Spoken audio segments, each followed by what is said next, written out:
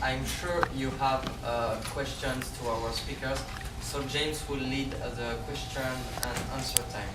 So who wants to ask a question? Yeah. Can I direct it to a particular person? Yeah. Cool. The question's actually for G, and it's regarding nuclear energy.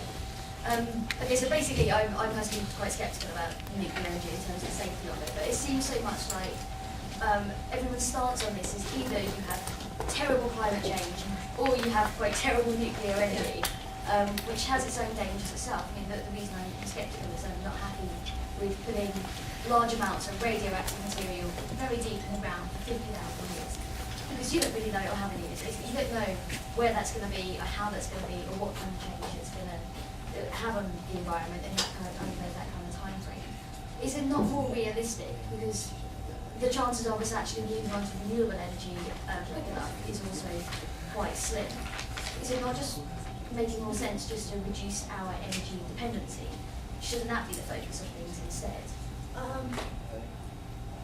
I wouldn't even know how to go about trying to start to reduce energy dependency. Just as Chris was saying, just trying to get people to think about recycling more in their own homes or changing their light bulbs for more energy efficient light bulbs is such an uphill battle that it would take decades for you to start thinking about energy efficiency. And I agree with what you were saying about nuclear, which is why we would want more wind, water and solar power. And we do really believe that if the money that is put into nuclear power, which is millions of pounds a year in subsidies from the government, if some of that was taken away and focused into other areas of renewable energy, there's a brilliant company that I mentioned earlier called Ecotricity. They have wind farms and they are currently producing power to over 1 million homes in Britain. And what they do is they match the local energy company. So, for example, I have them, and I pay the same prices as I would be paying with British Gas. If you're in Scotland, you pay the same prices that you would be paying to Scottish Gas, etc. So there are companies out there that are already trying to do this. There's a company in Wales that are employing ex-service personnel, specifically engineers and technically trained persons, when they leave the armed forces to help build the wind turbines, etc. So the businesses are there. They just need the money from the government to actually be able to do the research quickly enough to be able to generate the kind of income that we need and the kinds of sustainability that we need. On that point, with the likes of the green energy plans, which a lot of companies like Ecotricity provide, I read a report back in 2009 that perhaps uptake of those plans was as low as 2%. Yes. Back in 2005, I moved to Melbourne. There was a campaign called Power to Change, which was a partnership between Greenpeace, Financial Network, and state government, obviously electricity companies, to educate people about climate change and then move them over into a green energy plan. What do you think are the major barriers to people currently moving? Is it a trust issue or? No, the simple fact is they don't know that these companies exist. If you talk like on the news, if you open the newspapers, all you hear about is the big six energy suppliers. There are over 30 energy suppliers in the UK at the moment, but most people don't know that. They don't know they exist. And if you talk to them about climate change, then they will get scared off and they won't want to move. But if you tell them about green energy, lots of people like the idea of green energy. And as we said, they like the idea of things that they can do where they don't really have to do anything, it's done for them. So you tell them about these companies, you tell them it's just as easy to switch to one of these companies as it is to switch from Empower to British Gas. You tell them that it costs exactly the same amount as what they're paying now, and they will want to do it because it doesn't have an impact on their lives. It just makes them feel good. It's kind of thing of helping an old lady across the road, for example. You're not really doing anything, but you are seen to be doing something by your community, and that makes you feel good. So it's an easy way of working things out. Can I just come in on that? I mean, I think there is a need. It's not just, we're not going to create a society by building the green niche. We have to transform large companies as well, and we have to find ways to pressure them, to engage with them. One of the interesting things on renewable, I think, is possibly the town of Fintry in Scotland. Scottish and Southern decided that they want to build a large wind farm in the area. People get local, there's always a local infrastructure levy, compensation if you like. But people of Fintry turn around and say, well actually we don't want your money, we don't want a suitcase full of tenors. What we want is all the income from one of those wind turbines, the rest of the life. And the company went away, Lord blimey. Came back 2 weeks later saying, yeah, fine. They, the first year, they insulated 65% of the homes in the village, using the money from that, putting £90,000 back into the local economy. They said we'd have never built our own wind farm. We didn't know anything about renewable energy technology. We're just buying the cheapest available tariff because people are coming door knocking all the time. By all means, if you're a greenie, buy green tariffs, invest in a phone co-op, do all that. But we have to transform the big companies because building out from our own niche won't deliver the changes we need in the time it's going to take. Yeah. Anybody else? Anyone else a question? No questions today. Well, I'll tell you what we could do, and they'll probably get the questions fermented in people's minds. We'll have a conclusion from each one of the speakers. How about that? Is that fine with you guys? Okay, we'll start with Bruce, and hopefully we'll keep it short, and then we can basically come in with a dialogue with everybody else. The best way to do it. I'm not sure that I can do a sort of summarising conclusion, but I really like to hear this idea that we really have to get engaged. We really have to transform our society, our economy. It's a big transformation that we achieve. And I love this idea of pushing the big companies too. We've got to push governments, push big companies. I back that. But how the hell we get in a town like Berkhamsted, which is so affluent, so busy, so overstretched, how we get people really engaged there is something that we in Transition Town Berkhamsted have to back to. The question I am is how people can bring about an implementation process. And I don't know whether any of you who have come today want to, get a dialogue about this, but we have a lot of ideas, and lots of people doing great things doing the projects. But in my view, without a systematic global process, I just don't think, I think it's going to be patchwork. So the interesting question for me is how this global systematic process can unfold in this century. So I don't know if anybody wants to. I'd like to ask you a question. When you said about getting people engaged, but how do you want to do it? By what way?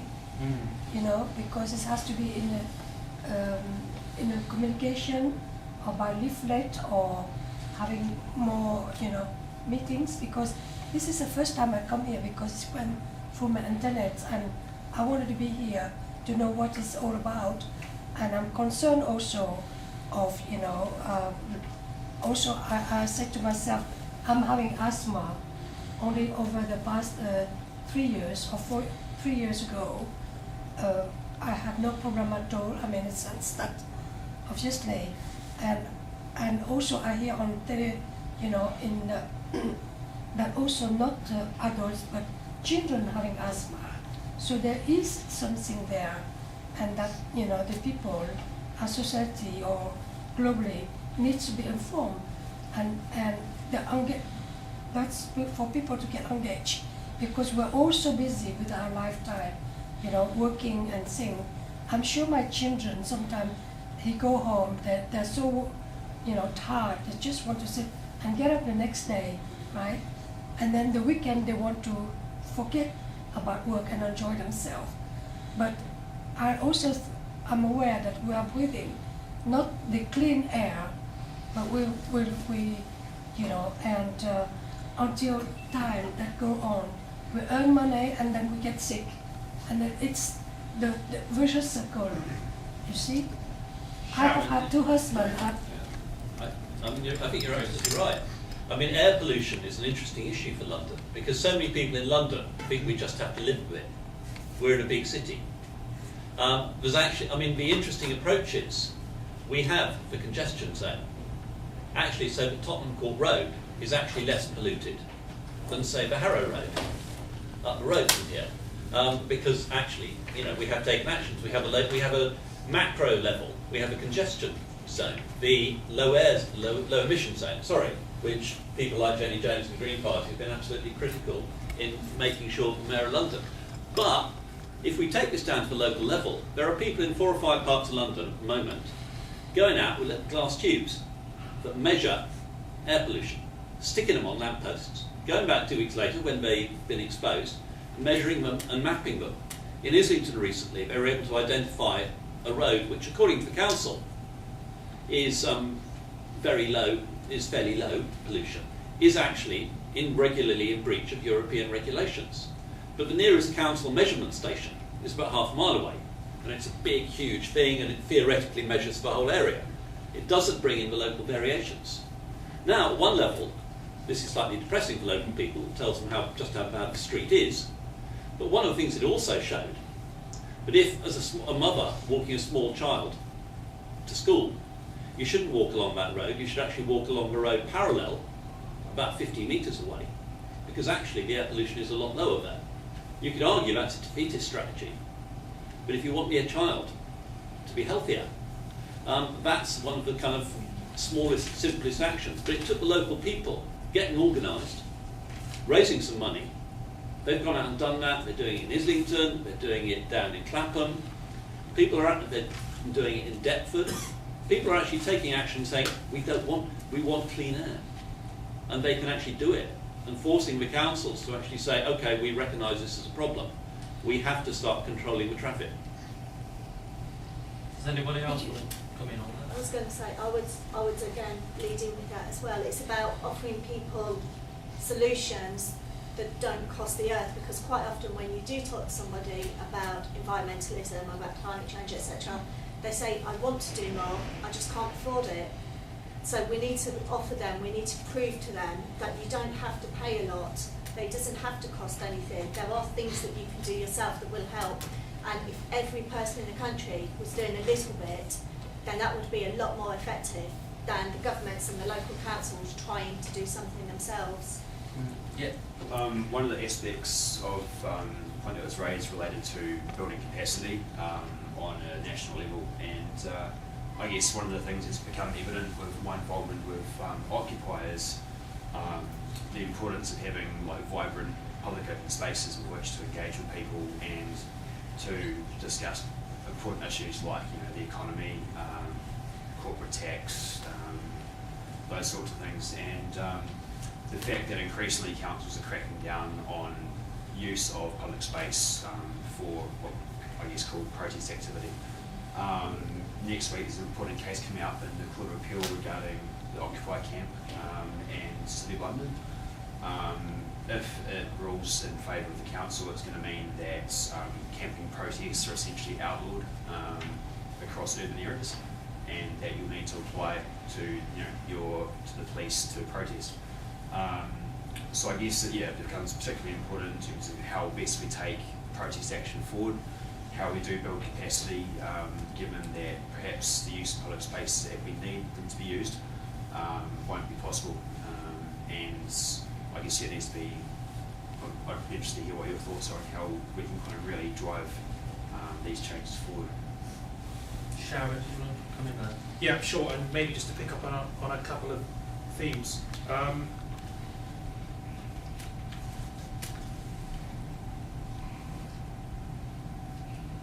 I mean, it's very important that non-violent direct action of the sort that's happening at the camps is allowed to continue, not just for its practical justification at the current time, but as a matter of principle. What a terrible precedent has been set already with the amount of permissions and authorisations that you're required to get from the police, particularly post 9/11, to do things which are actually within our democratic right. And that's partly why I reflected on the value and the importance of free speech as one of our most invaluable democratic means of accessing information and therefore gaining power and empowering others. One thing I potentially wanted to generate some dissent for a change, maybe with Chris, much of which I agreed with. When you were speaking about less preaching and more listening, I have a difficulty with that because unfortunately it's great when you have a listening public who want to engage, but we are regularly faced with apathy. And the difficulty is that, and I really felt that you were too optimistic. And it's, you know, we often parade the ozone layer as one of those great solutions that we managed to galvanise upon. But the difficulty is we need mass social coordination urgently, and that's going to happen at every level of society. Therefore, the transition towns, the occupied movement, they're not necessarily communicating with each other, but they're part of the rationale, and also the top-down hierarchic international arena, no question. We do need them because we don't have potentially the time to reinvent those institutions, but we need to use them wisely. The trouble is at the moment we've often got one step forward and two, if not three steps back. We've got incompetent, ill-motivated politicians who are trying to safeguard the current status quo, whether it be oil-centred wealth. It's setting us back, and we can't combat that by just sitting back and listening. We've actually got to be extraordinarily proactive, brave, courageous, all those things, yes. We've got to be vigilant, and, you know, we've got to be up for a fight when needed. We're on a war footing, as James Lovelock has said. We are actually on a war footing to some extent. It's great that we've got all these communities, voluntary communities around the country, but yes, they're not coordinating. They are potentially disinterested. They are leaving it to somebody else, and that's part of the problem. We've actually sown this psychological motivational set, which is looking after number one, and we're not used to thinking about future generations. We're not used to looking after anybody other than our maybe family unit. We need to get out of that. And so that requires not just education, which is generally a generational thing, but we don't have that time.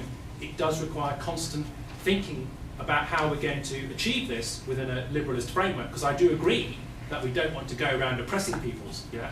The whole point of a democratic movement is you respect people's boundaries and their individual rights to choose their own destinies. How can we achieve that through education in the time that's required to get the sea change, to get further and faster to where we need to get? Because at the moment we're not going to get it. We're not going to do that just by listening. I'm sorry, but I would disagree with that. The problem is that as politicians, you see yourselves as rulers, not as public servants, so you don't listen enough. The reason that we have so many groups is because people are interested and they are passionate, and your role should be to bring these people together and to listen to what they have to say and to see how to implement the ideas that they have. People in the population are not ignorant idiots. They can make decisions and they can make informed choices if the political class will give them the chance and give them the opportunity and treat them as if they are capable of doing it. Sorry, humble cameraman I am. I agree that I think people do make some very good choices and they know what's going on to a certain extent, but aren't you also worried that we also know there are a lot of people who don't believe this is man-made, they don't believe in global warming generally, and basically you've got a lot of problems with lobbyists and big organisations really fighting the fight against environmentalism. How do you think we're going to combat that? Can I draw you a picture for a second? Yeah, certainly, yeah. Very simple. I'm a bit more pessimistic than some, but I'm going to segment the whole of the British population with two lines. There's level of interest and level of engagement. Most people here are interested and engaged enough. They're in this quadrant because virtually by turning up tonight. Occupy, very interested, very engaged up here. Yeah? Most of us are here. Now we can put the sceptics over here. And you're saying a lot of people are sceptical. I actually think a lot of people are uninterested. We can, sure, you want to spend your life arguing with sceptics who are engaged and sceptical, the Nigel Lawsons of this world, about climate change. Well, go ahead and waste your time. There's about 2% of them.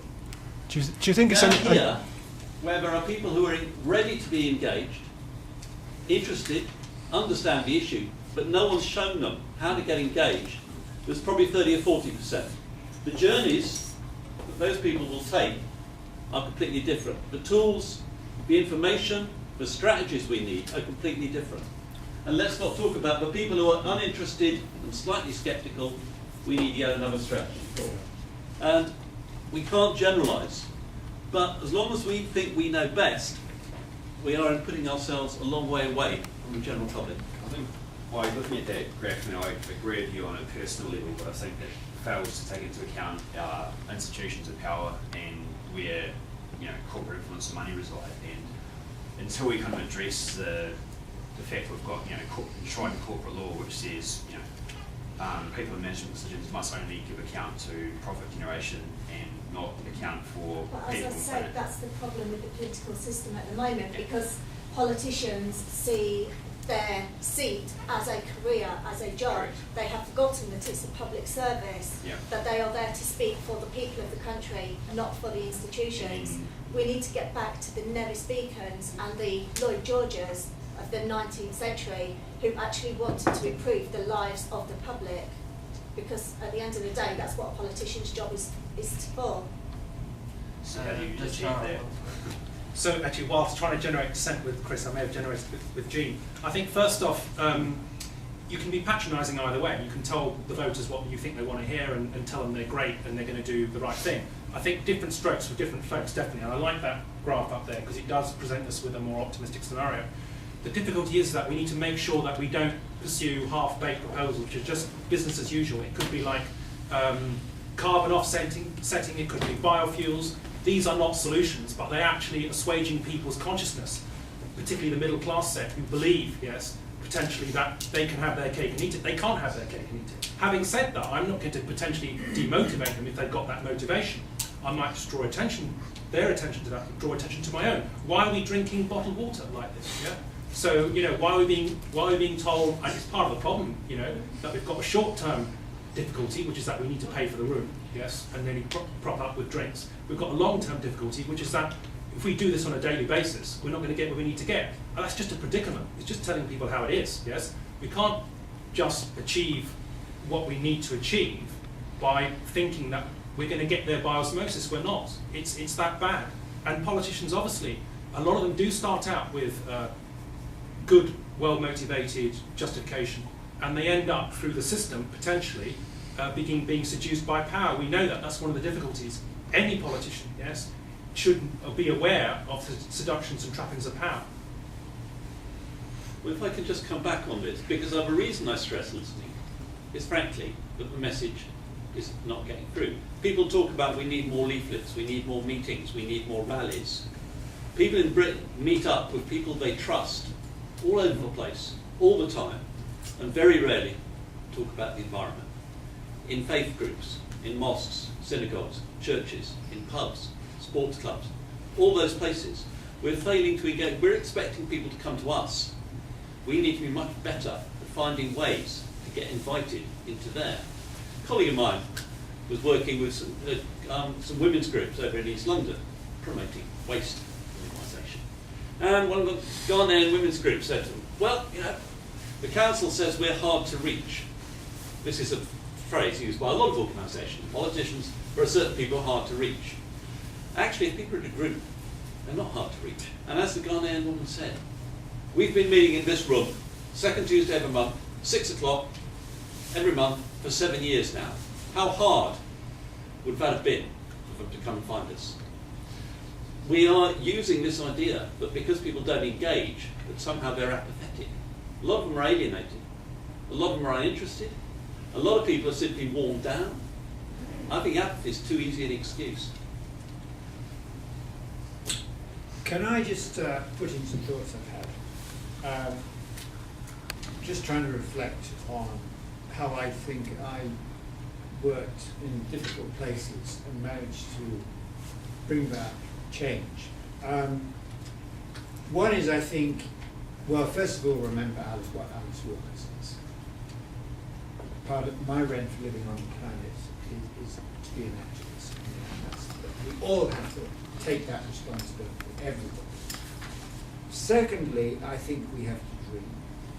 think about Martin Luther King. We've got to become passionate. What is it that we are really passionate about? Then I do like what was said about listening. I think one of the key ways of bringing about change is to build relationships. You know, I live in a road where people are very community-minded, lots of them are doing things, but they exasperate me because it's almost entirely local and now. It's about charity. That's not to deride charity, but it's not about the big world and it's not about the future.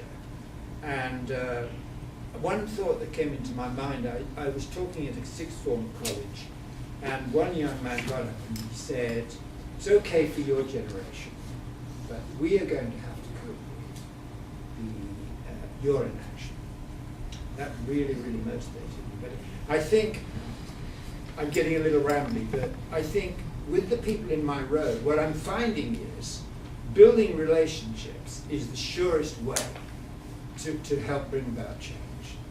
And to do that, you have to listen. You start where they are. You find out what matters to them. Building that relationship, then you can perhaps you've got some cred with them, and you can challenge them.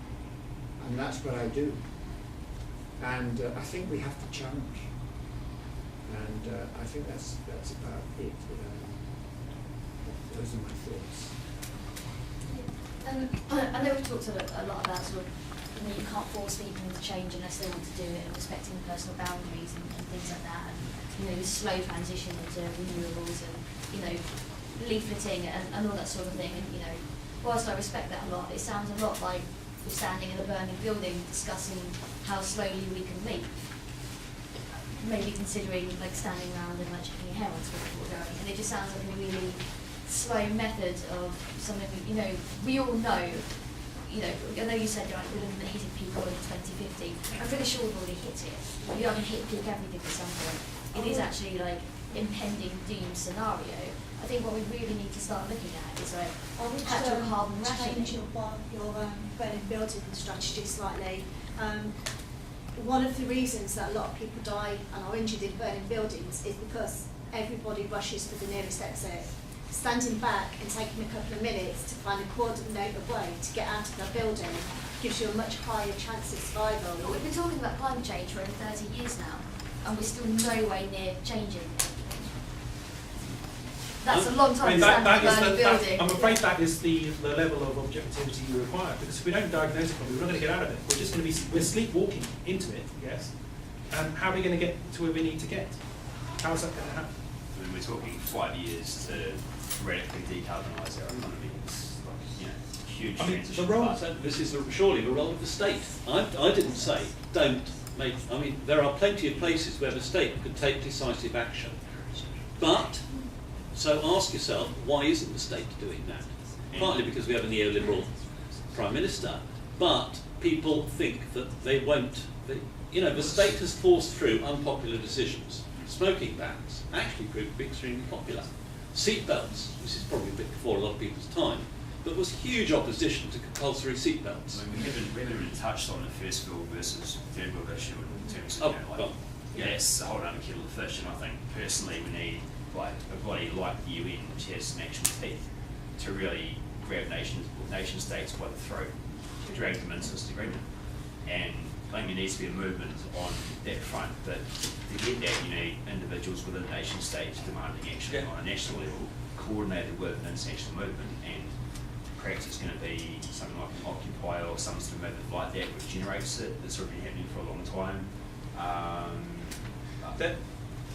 I have a feeling we're getting near the end, and I would just like to leave you all with a question. Ask yourself, what is the single most important thing that I can do and will do that will have the greatest effect? I think that's a very important question. Yeah, just we have to leave the room because this room has to be cleansed. So I suggest that we carry on this debate in the bar, if you all agree, and if you all want to stay to carry on this debate with our interesting guest speakers.